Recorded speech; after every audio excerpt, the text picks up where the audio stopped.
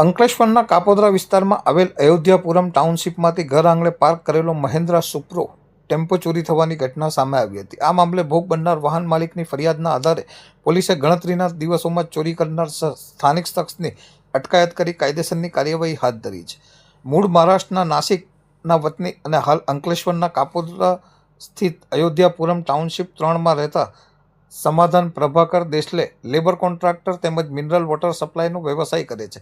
પાણીના સપ્લાય માટે તેઓએ પોતાની પત્ની રોશનીબેનના નામે એક મહિન્દ્રા સુપ્રો ટેમ્પો ખરીદ્યો હતો। ગત તારીખ 15 મેના રોજ સાંજના સમયે પાણીનો વ્યવસાય પૂરો કરી તેઓએ આ ટેમ્પો પોતાના ઘરની નજીક ખુલ્લી જગ્યામાં પાર્ક કર્યો હતો। રાત્રિના આશરે 12 વાગ્યા સુધી ટેમ્પો પોતાની જગ્યા પર જ હતો, જે બાદ દેસલે પરિવાર સૂઈ ગયો હતો। બીજા દિવસે સવારે 6:30 વાગે પડોશમાં રહેતા સાગરકુમાર મૌર્ય નામના યુવાને ફોન કરીને જાણ કરી હતી કે તેમનો ટેમ્પો પાર્ક કરેલી જગ્યાએ નથી।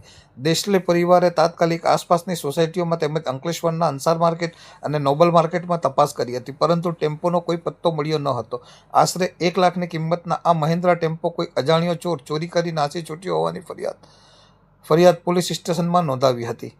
પોલીસે ફરિયાદના આધારે ગુનો નોંધી સઘન તપાસ શરૂ કરી હતી। તપાસ દરમિયાન પોલીસને મોટી સફળતા મળી છે।